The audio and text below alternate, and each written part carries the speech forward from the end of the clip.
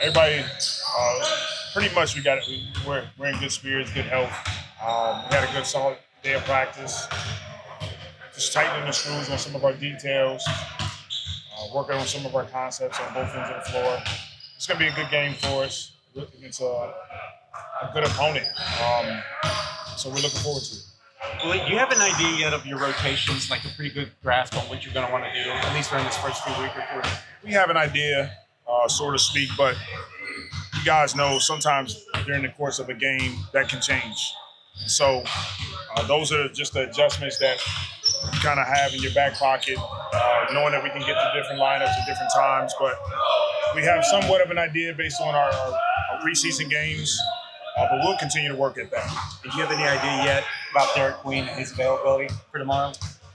He'll be evaluated after today's practice, but it looks like he'll be a go. What about Carlo? Did he practice today? Carlo didn't practice today, so yeah. How bit of a test is this to start the season with all of the different strengths that Memphis has? It'll be a good test. Memphis historically has been a pretty good team the last 4 or 5 seasons. Last year they were a playoff team again. Jaren Jackson, John Morant, those two guys make their team go. They got some young guys that are scrappy and really good in playing their roles. So, again, it's a good test for our team. We want to start the season well. So it's important for us to get there, be detailed, go out, play our game, play confident.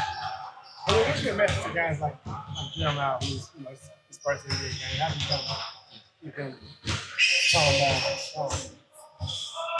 That's going to be a part of it. It's just a natural first game jitters.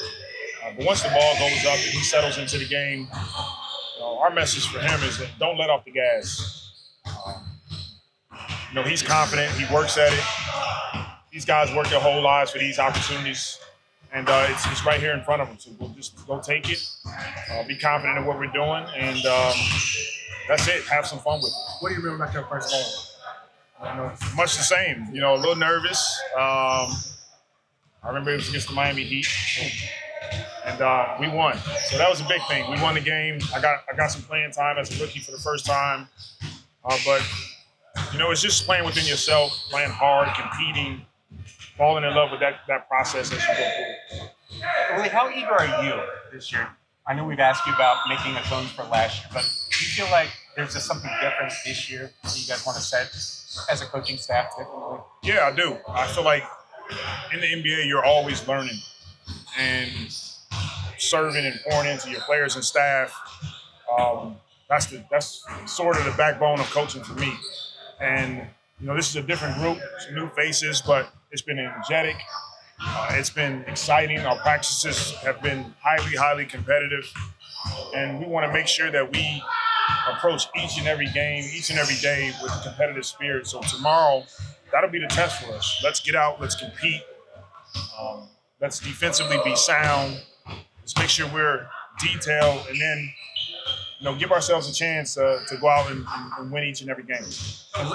What do you want or hope will be a strength for your team this season? I think, number one, this team being connected. I can't speak on that enough. Being connected, having each other's back every day. Just practice, film, whatever it is, being connected, being together. I think we're going to be a team that plays fast. We're going to get up and down the floor. We're going to be a high assist team. Defensively, we're going to have to be scrappy.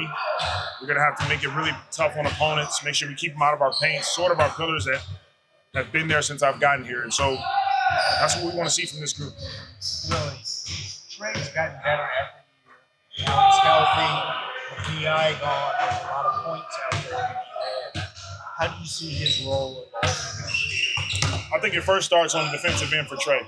He's going to be guarding primetime guys night in and night out, rebounding the ball, finishing possessions for him. So making sure he's competing on that end of the floor. And then to your point, offensively, we think he has a high ceiling. He's always a guy that has been really good at taking advantage of closeout situations. Guys help off of him. He can shoot it. He can drive it. He makes good decisions with the basketball. He's a great finisher at the rim, great getting to the free throw line. He's handling it a bit more. So that's the addition to him. But just continue to add, take another step to see. Willie, I want to ask a follow-up question. Is there anything new that maybe you've added? I know a year ago you posted about how you wanted to delve more into advanced analytics. Of course, the season went awry. I don't know how much you were able to do that, but is there anything different, something like that this season? Well, I'm always really trying to make myself uncomfortable as a coach. And a lot of that for me right now is just the over-communication to players, over-communication to staff. I think I can't do that enough as a coach. When you're over-communicating, I think people have a clear picture of what we want to accomplish. Our players individually have a clear understanding of their roles. And, every day I can come in and hold myself accountable to that. In the NBA, you're in any profession, especially coaching, you're always learning. You're always learning. I want to make sure I'm open to that. But I'm confident in what I know I can help our team get on the floor and do.